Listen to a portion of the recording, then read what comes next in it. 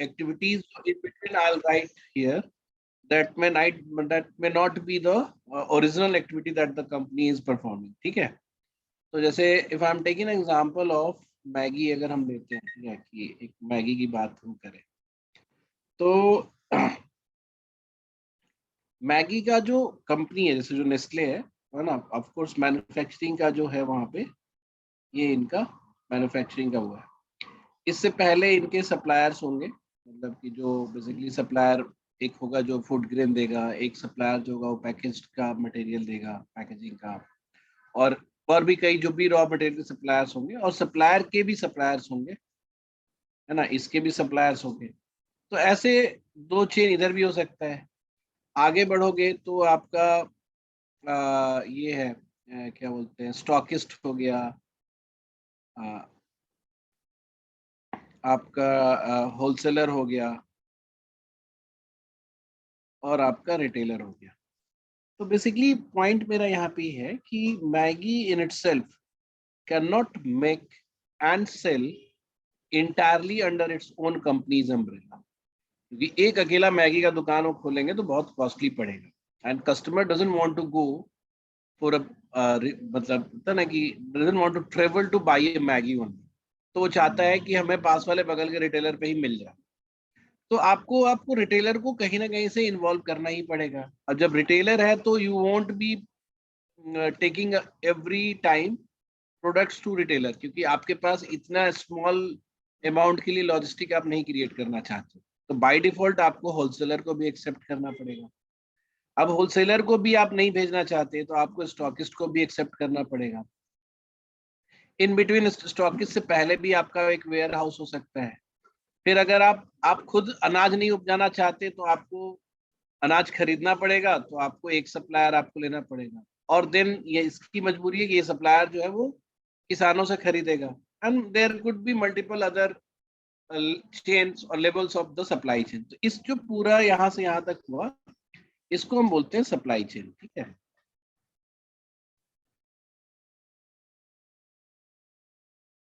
पूरी होती है कि we have to accept other people's involvement in our supply chain because we independently cannot do everything in that.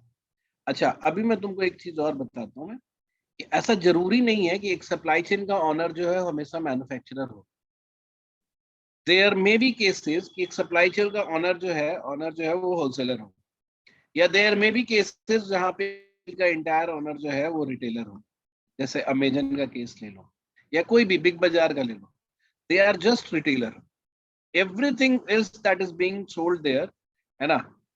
वो हम खरीदते बिग बाजार से, वी डोंट से कि हम ये प्रोडक्ट ही खरीद रहे हैं, मतलब बिग बाजार से खरीदने जा रहे हैं। तो जैसे मान लो कि एक मैगी भी बिग बाजार में बिकता है, समझे, ऐसा नहीं कि मैगी नहीं बिकता है, बट पॉइंट ये है कि सप्लाई चेन की पूरी सप्लाई चेन की अथॉरिटी जो है मैन्युफैक्चरर के पास हो, ये जरूरी नहीं है।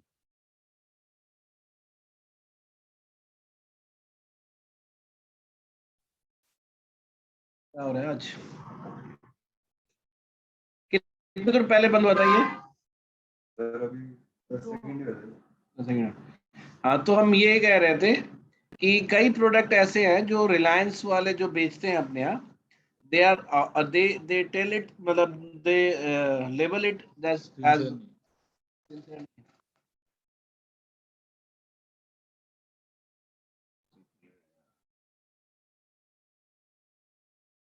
तुमने अपना वीडियो ऑन कर रखा है क्या?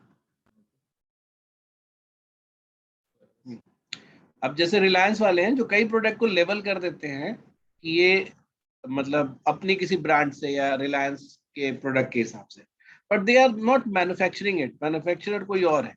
तो ये जो प्रोडक्ट बिक रहा है, जो इसका पूरा सप्लाई चेन है, उसके उसका जो अथॉरिटी है वो बेसिकली रिलायंस के पास है, not authority, but the supply chain is being known as this particular company supply chain, ऐसी वाली बात होगी। तो हम चलो उस पर भी बात नहीं करेंगे, ज्यादा वेरिएबिलिटी तो तुम एमबीए प्रोग्राम में ही सीखोगे। My goal is here to pitch you supply chain management as a specialization subject so that you can understand ki what are the complexities of a supply chain and why there is a need of a specialization, and why learning supply chain or adapting these practices can make a company efficient or effective in fulfilling the customer's need as well as their achieving their goal. तो इसमें क्या है कि अभी हम इस supply chain में focus करते हैं कि एक चीज आपको पता चल गया कि आपको मजबूरी होती है कि आपको सप्लाई चेन में आपको पार्टनर्स, चैनल पार्टनर्स लेने पड़ते हैं और डिफरेंट अदर कंपनीज को भी इन्वॉल्व करना पड़ता है। ये तो ऐसे जगह हुए जहां पे प्रोडक्ट आपका स्टे करता है। इन बिटवीन जैसे लॉजिस्टिक्स है ना, जहां जहां पे भी आपको ट्रक और ये लॉजिस्टिक भी अलग कंपनी होगी, वहां पे भी आप ऐसा नहीं है कि बाहर जाके ठेला बुला के पहुंचा दोगे, आपको किसी ना किसी कंपनी से ही आपको टाइप करना पड़ेगा for all your logistic need.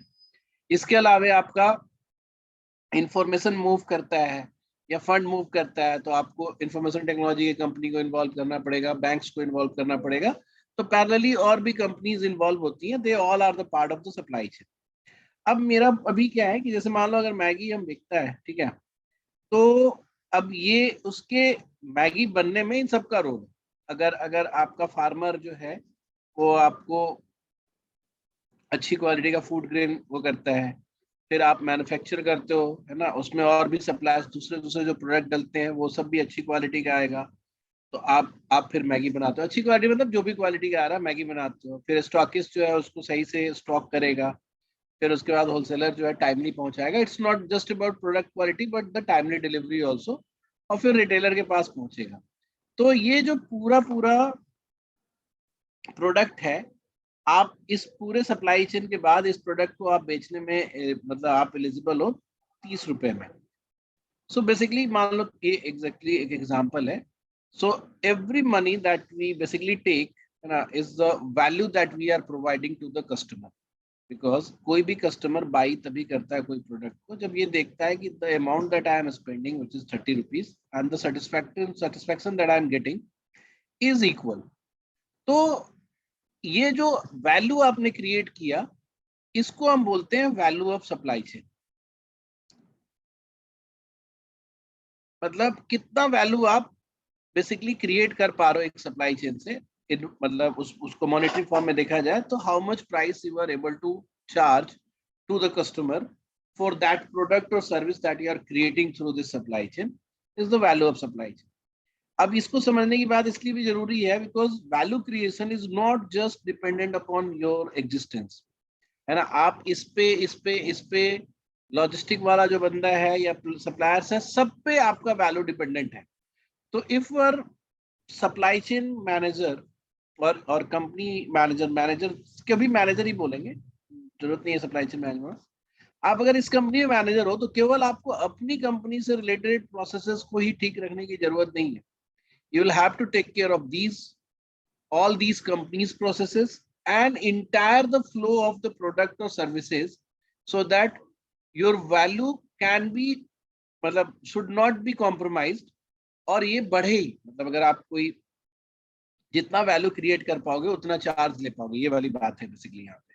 So this is how मतलब सप्लाई चेन मैनेजमेंट जो है is important, so that supply chain manager need to create more and more value और defend the value that can be created or that has been created, उसको सबको manage करके आपको सबको coordinate करना पड़ेगा। अच्छा, अभी इसमें कॉम्प्लेक्सिटी क्या आता है उस पर अलग बात करेंगे, बट अभी फिर ये एक टर्म तो हमारा हो गया वैल्यू ऑफ सप्लाई चेन। अब एक दूसरा टर्म जो है वो मैं भी इंट्रोड्यूस करना चाहता हूँ। अभी देखो कि एक प्रोडक्ट बिका जो 30 रुपए का है, इस प्रोडक्ट को बेचने में यहाँ पे भी खर्च हुआ होगा, मतलब बनाने में यहाँ पे भी खर्च हुआ होगा, यहाँ भी खर्च हुआ होगा, यहाँ भी खर्च हुआ होगा, यहाँ पे भी तुमने भी मैन्युफैक्चर किया वहां भी खर्च हुआ। सबने थोड़ा थोड़ा थोड़ा थोड़ा कुछ कुछ खर्च किया, लॉजिस्टिक में भी खर्च किया। अब जैसे एक सिंपल सिंपल बात कर लेते हैं, जैसे मान लो कहीं पे खर्च हुआ 0.5, कहीं पे 1, कहीं आपने मैन्युफैक्चर किया 2, यहाँ पे अच्छा स्टॉकिस्ट का तुम बोलोगे क्या खर्च है, तो बेसिकली जो भी आप स्टॉक रखते हो स्टॉक होल्डिंग कॉस्ट होता है ना, उसको उसको मान लो कंसिडर कर लो, ये 1, ये 2, रिटेलर के लिए 2, ऐसे करके मान लो मल्टीपल स्टेप्स को मिलाते हुए the total cost that you इनकर in this supply chain is let's say 15 rupees and the money that you are getting is 30 rupees,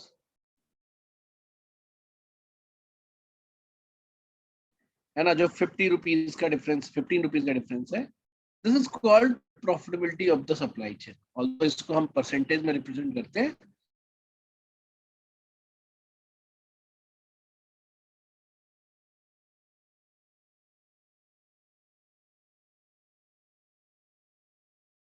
पहले तो profitability of the supply chain, अब तो फिर से ऑफ हो गया, नहीं यहाँ पे है, कनेक्टेड है, कनेक्टेड हूं ना मैं?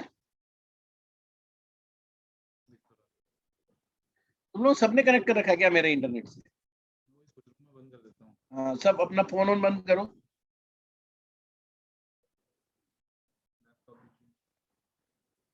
ठीक है, तो ये जो प्रॉफिटेबिलिटी है, एक से कोई दिक्कत नहीं है हम लोग, ये प्रॉफिटेबिलिटी, अब तुम देखो, अब सप्लाई चेन मैनेजर का रोल यहाँ पे ये भी होगा कि इस प्रॉफिटेबिलिटी को बढ़ाए। उसके दो तरीके, फिर कॉस्ट कम करो, है ना। अब हर इंडिविजुअल,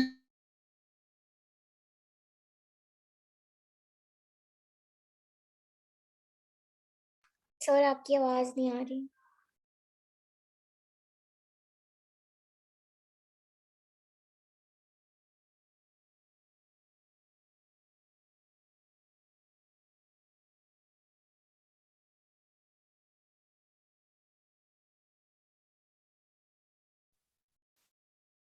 बहुत बहुत मैंने हॉटस्पॉट खोला। आ रही आवाज, आ रही है अभी तो फिर बंद हो गया। 11118 टाइम्स बोल, आ रही है। तो मैं ये कह रहा था कि आपका अब सप्लाई चेन वालों का रोल क्या हो गया, दो रोल अभी दिख रहा है तुम्हें, एक तो वैल्यू इंप्रूव करना, दूसरा कॉस्टिंग कम करना, है ना, जिससे कि प्रॉफिटेबिलिटी को बढ़ाया जा सके।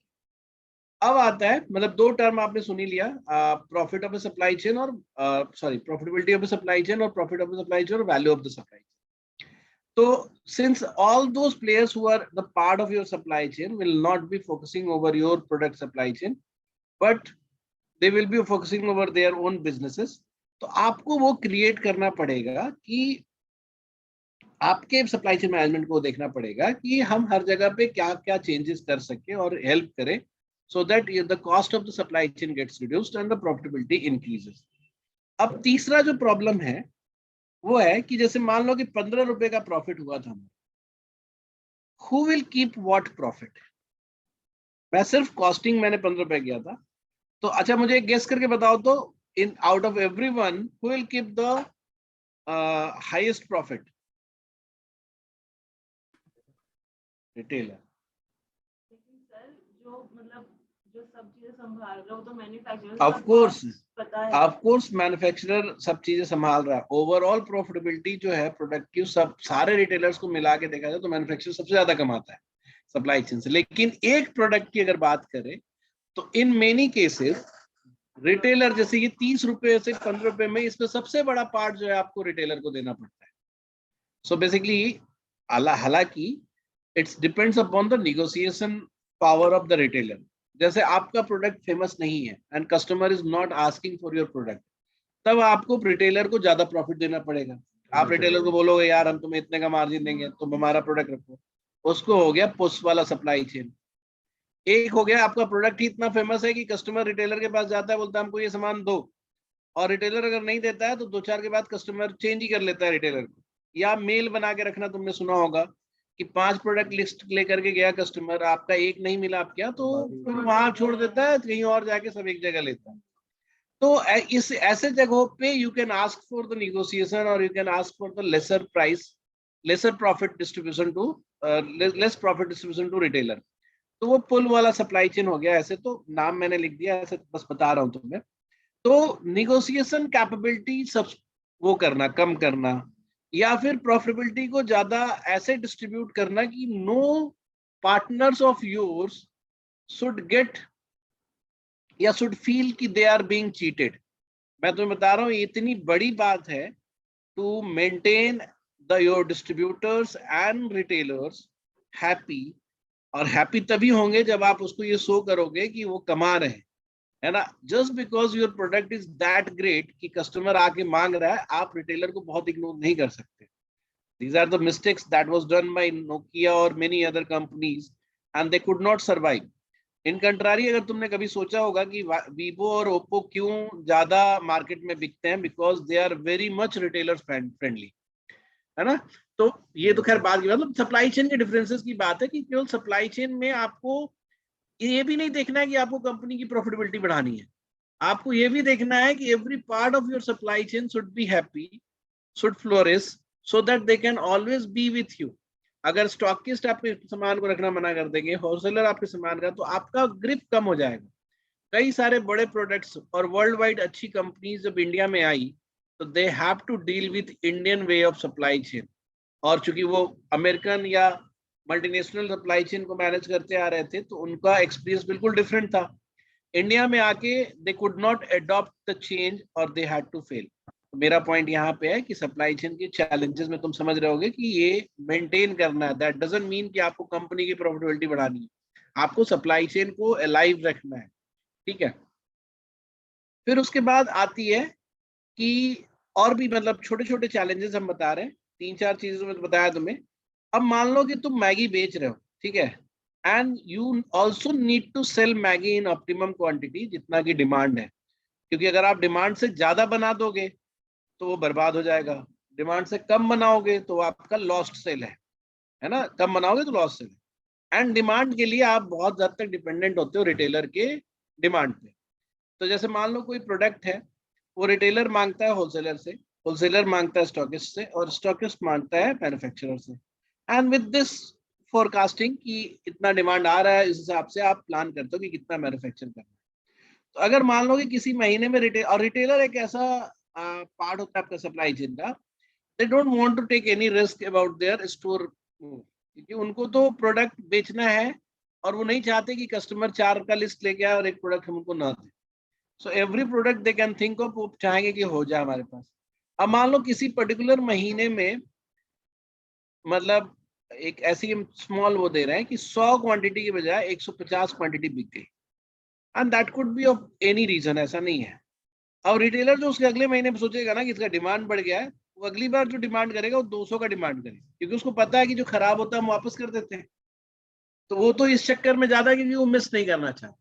तो ऐसे कई सारे रिटेलर्स जो हैं आपसे डिमांड करेंगे तो होलसेलर से करेंगे, फिर होलसेलर भी देखेगा कि अरे ज्यादा डिमांड आ रहा है, तो वो डिमांड को और सरप्लस करके स्टॉकिस्ट को बोलेगा, और फिर स्टॉकिस्ट को और सरप्लस करके मैन्युफैक्चरर को बोलेगा, और मैन्युफैक्चरर उसको बना देगा, है ना। ऐसा हुआ क्या कि एक small change in the demand created a big change in manufacturing, और फिर आपका प्रोडक्ट बर्बाद हो जाएगा।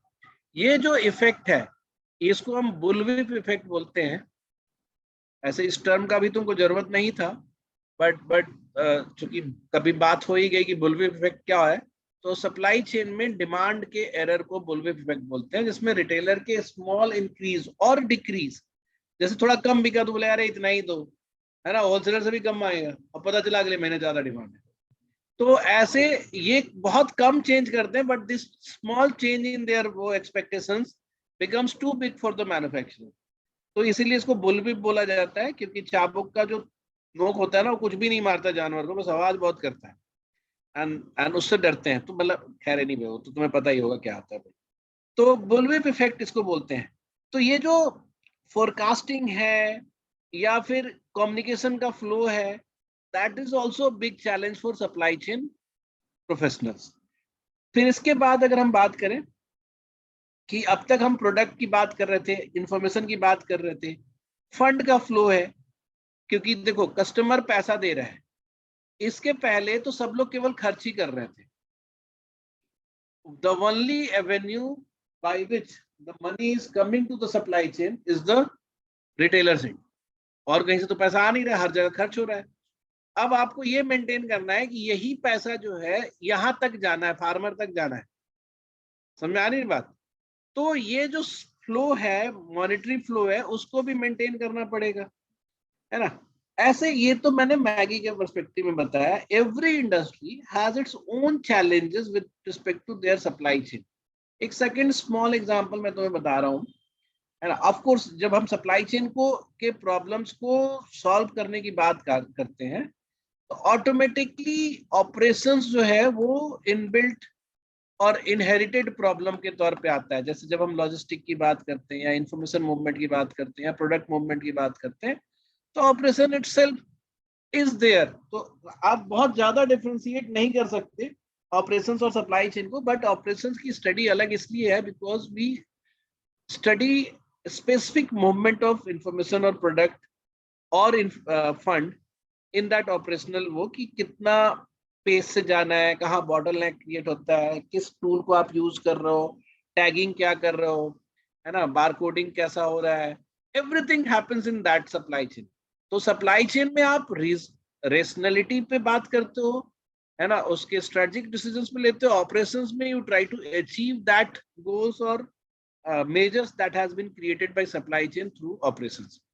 ठीक है, तो अभी एक और एग्जांपल हम दे रहे थे तुम लोग को कि जैसे मान लो कि जैसे वॉलमार्ट जैसी कंपनी होती है, here I am more focus about the information के मूवमेंट के कंपोनेंट को। तो ऐसे कई सारे वॉलमार्ट के वो होते हैं, काउंटर होते हैं, और इनका फिर सप्लायर होता है। तो चूंकि ये तो प्रोडक्ट बनाते नहीं है, तो प्रोडक्ट बनाने वाली कंपनी सप्लायर है, तो उसके भी कई सारे कंपोनेंट होंगे, मतलब सप्लायर्स होंगे।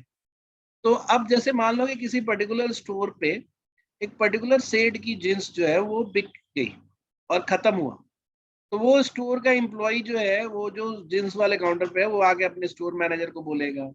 स्टोर मैनेजर जो है वो उसका 1 दिन 2 दिन का सारा जो वो है लैग है, जितने भी प्रोडक्ट को हमको पता चला कि मंगाना है, वो कंपनी को बोलेगा। कंपनी जो है फिर वो अलग अलग डिमांड को कैटेगराइज करके रिस्पेक्टिव कंपनीज को बोलेगी जो सप्लाई करते हैं। फिर ये सप्लायर के पास हो सकता है कि वो सारे प्रोडक्ट ना हो जिनसे वो प्रोडक्ट बनता हो, तो पीछे जाएगा। ऐसे करके जो फुलफिलमेंट का प्रोसेस है एनी लैग का, वो बहुत लंबा हो जाता है। और जब तक ये बन के आया, तब तक पता क्या चला कि ये जो है ना, ये बीच में अचानक से आया। जब तक बन के आया तब तक जो उस समय लॉस्ट सेल भी बहुत हो गए, क्योंकि वो प्रोडक्ट आपका खत्म हो गया था, and at the same time demand भी खत्म हो गया। हाँ, कोई और कम प्रोडक्ट का डिमांड बढ़ गया। तो ये जो प्रोसेस है इंफॉर्मेशन के मूवमेंट का और इन रिटर्न प्रोडक्ट के मूवमेंट का, ये सप्लाई चेन का प्रॉब्लम हो गया। तो इसको कैसे सॉल्व करेंगे? तो फिर उसमें टेक्नोलॉजी का यूज होगा, है ना, डिफरेंट टाइप की अदर मैथमेटिकल बेस्ड मॉडल होंगे, ऑपरेशनल बेस्ड मॉडल होंगे, इंफॉर्मेशन टेक्नोलॉजीज होगा, है ना, प्रोसेस आप इम्प्रोवाइज करोगे। तो ये सारी चीजें आपको सप्लाई चेन में पढ़नी पड़ेगी। तो इसका जैसे सोल्यूशन उन्होंने ऐसा निकाला, ये सारी चीजें ऑटोमेट कर दिया कि जैसे एक सर्टेन लेवल पे जब फास्ट रेट में अगर कोई प्रोडक्ट बिकने लगता है, तो उसका जो एम्प्लॉय को नहीं बताना है मैनेजर को, ना ही मैनेजर को बताना है मेन वॉलमार्ट के ऑफिस को। वॉलमार्ट का IT system in itself will recognize there might be going to urgent need of that particular product in those centers, और वो सिर्फ वॉलमार्ट को नहीं जाएगा, कंप्यूटर या इंफॉर्मेशन सिस्टम से automated message will go to supplier also and the third supplier also कि this product might be in need. तो वो लोग जल्दी से प्रिपेयर करना शुरू कर देंगे। फिर तुम अगर बात बोलोगे कि सर ये कंप्यूटर ने खुद से कर दिया, अब ये इन्होंने प्रोडक्ट बनाया और वॉलमार्ट ने मना कर दिया, तो ऐसे केसेस में आपको अपने सप्लायर्स के साथ एक ट्रेड रिलेशन बना के रखना होता है कि what are the things that will be doing for us, और कितना नुकसान आप हमारे लिए लेते हो, कितना हम आपके लिए लेंगे, सो दैट कि लॉन्ग टर्म रिलेशन आप स्टैब्लिश कर सको। Then again is the problem of supply chain. ठीक है, तो दिस इज हाउ और why supply chain management is very important, क्योंकि ये मैंने 1-2 एग्जांपल लिए और बहुत ही लिमिटेड स्कोप रखा मैंने वेरिएबिलिटी का।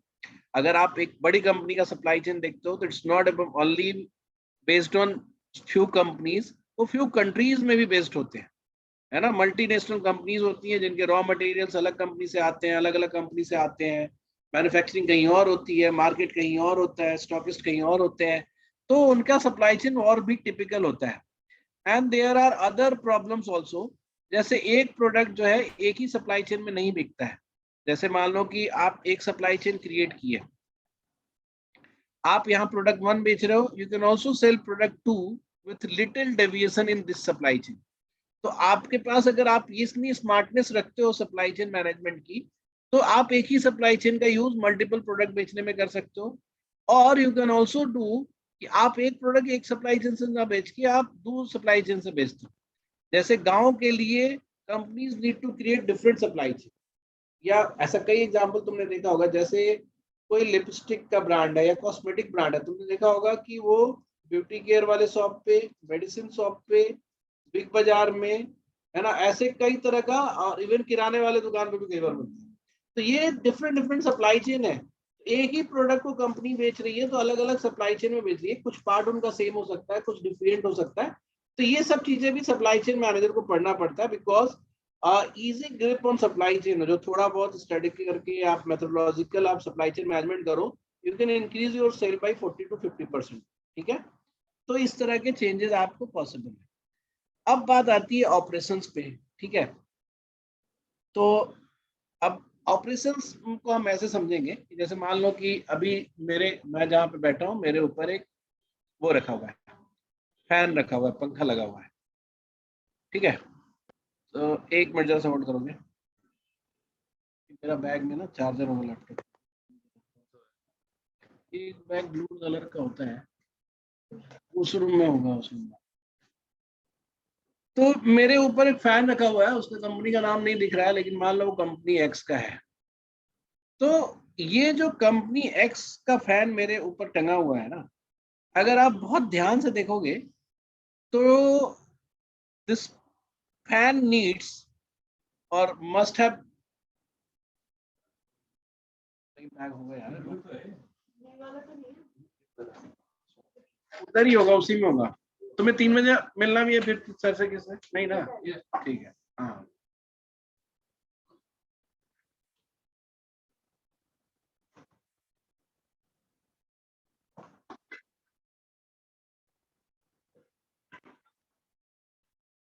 हाँ? हाँ।